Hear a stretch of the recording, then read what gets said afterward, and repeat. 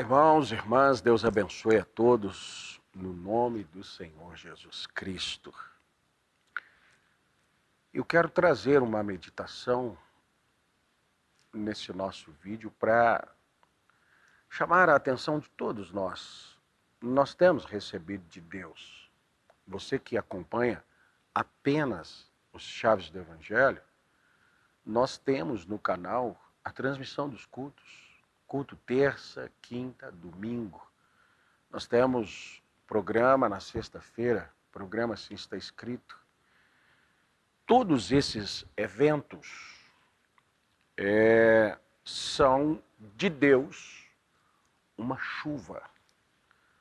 Nesses dias finais, a palavra de Deus mostra que haveria uma chuva seródia juntamente com uma chuva temporã. Quer dizer, uma chuva fora do tempo, mas uma chuva para colheita.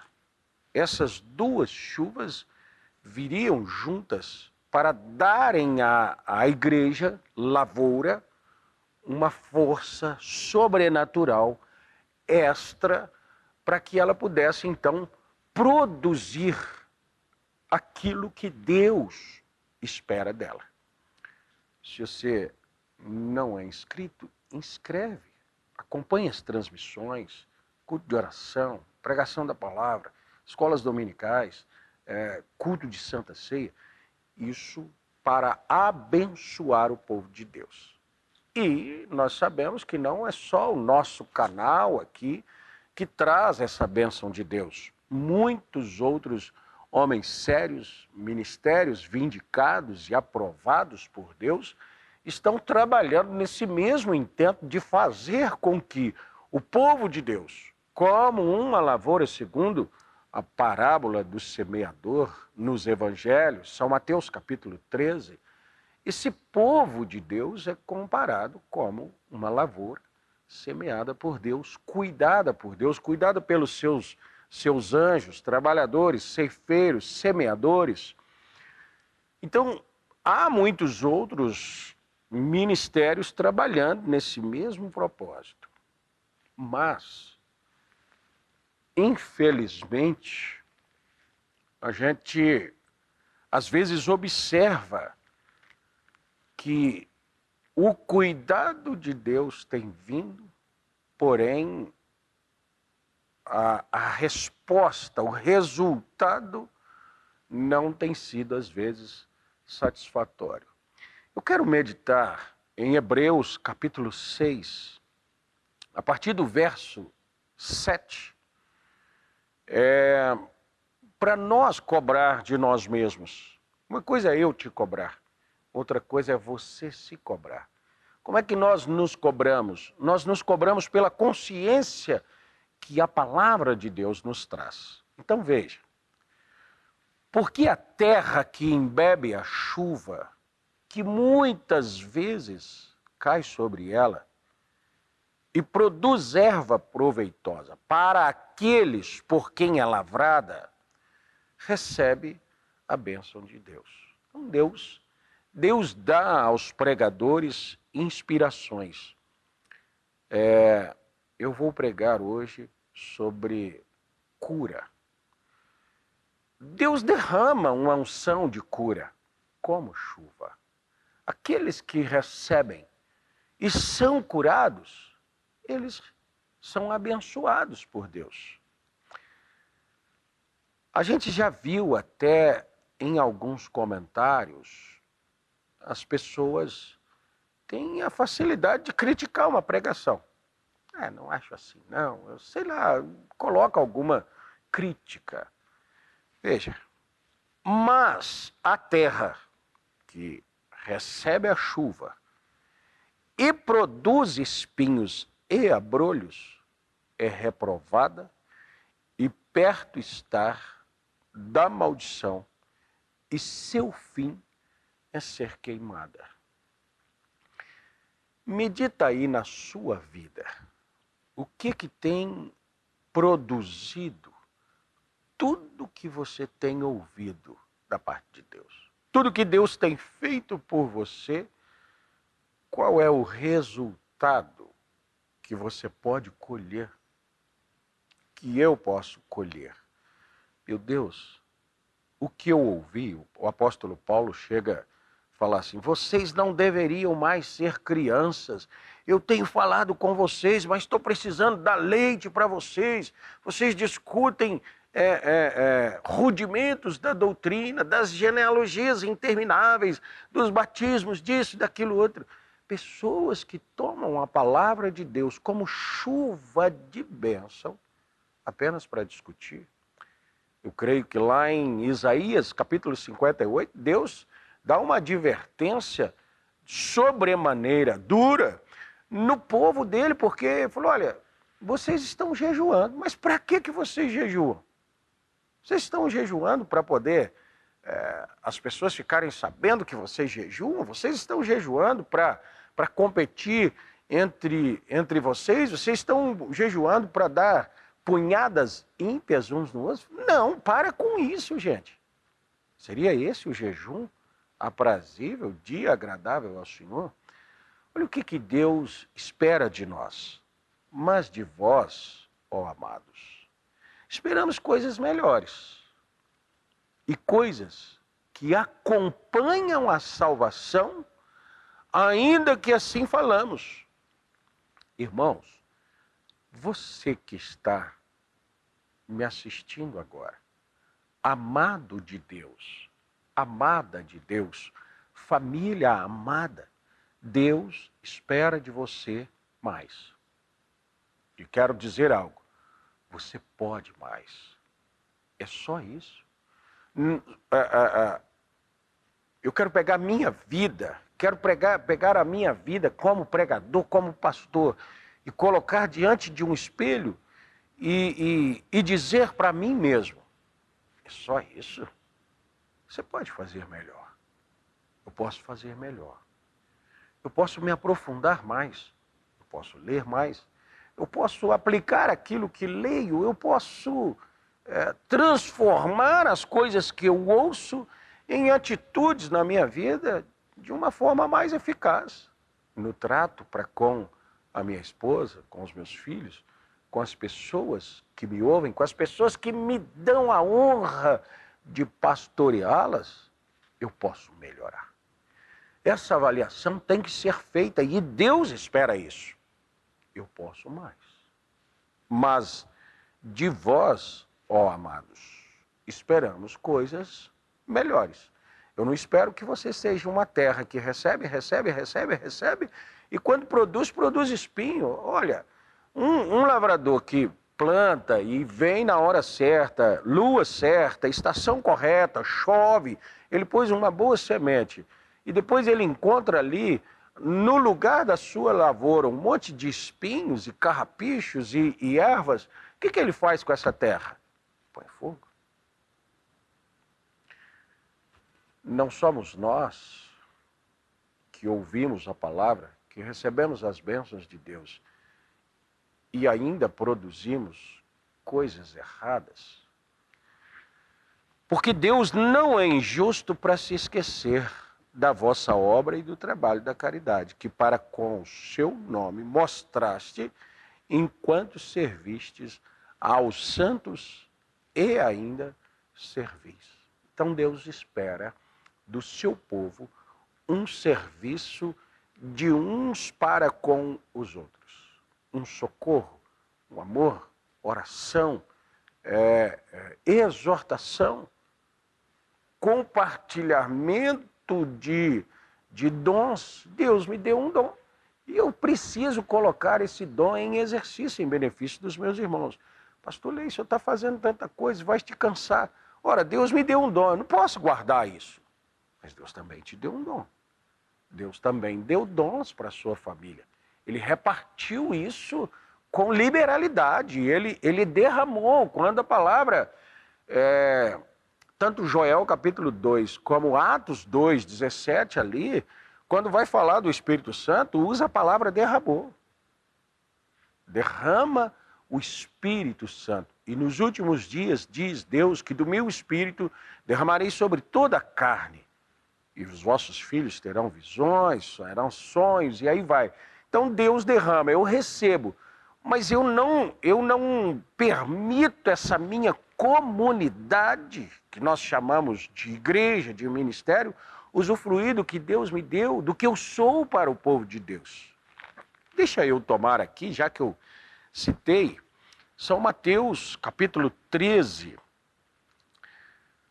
diz assim: Jesus, a partir do verso 4, né? O verso 3, ele falava muitas coisas por parábolas, e aí ele fala sobre um semeador que saiu a semear. Quando semeava, uma parte da semente caiu ao pé do caminho. Vieram as aves e comeram. Era semente produtiva? Era. Mas o lugar onde ela caiu não recebeu. Assim como a chuva, assim como tudo que Deus faz, precisa ser recebido. Não, mas se ela é semente, ela tem o potencial para produzir. Verdade, mas ela não pode, só o potencial, não é só o poder que está dentro da semente. É o poder dentro da semente, aliado a uma condição da terra para receber essa semente e transformar-se a partir da chegada da chuva. Mas caiu à beira do caminho, as aves comeram. A outra parte caiu em pedregais, onde não havia terra bastante, e logo nasceu, porque não tinha terra profunda. Mas vindo o sol, queimou-se e secou-se, porque não tinha raiz. E outra caiu entre os espinhos, e os espinhos cresceram e sufocaram-a. E outra caiu em boa terra e deu fruto, a 100, outra a 60 e outra a 30. Eu plantei uma semente, ela produziu 30. Peraí, mas tem uma outra que produziu 60. Meu Deus, que coisa boa, que mistério. Não, mas tem uma outra que produziu 100.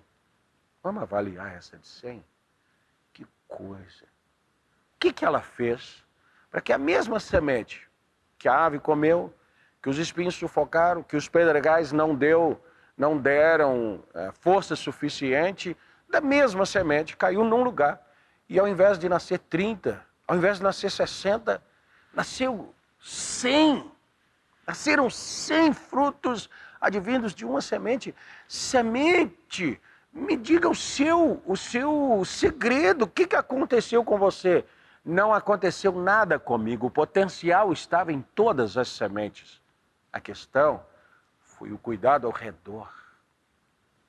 É por isso que existem muitas pessoas grandemente abençoados pela palavra de Deus e outras que estão no mesmo lugar, na mesma igreja, debaixo do mesmo ministério, ouvindo a mesma coisa, que não produz como aquele produz. Ora, há um segredo naquela vida. Deus mandou mais? Não. Aquela vida recebeu, deu boas-vindas, propiciou condições para que a semente produzisse.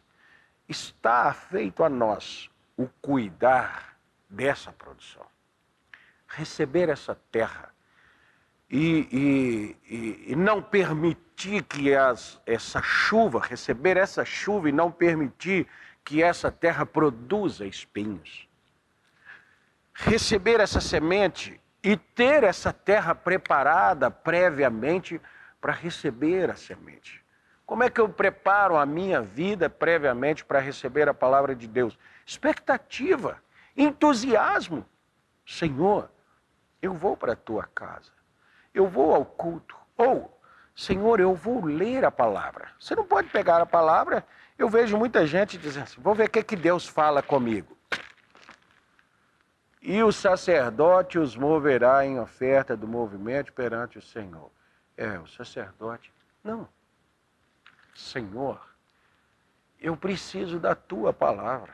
Eu preciso compreender o que a palavra quer trazer de benefício para a minha vida.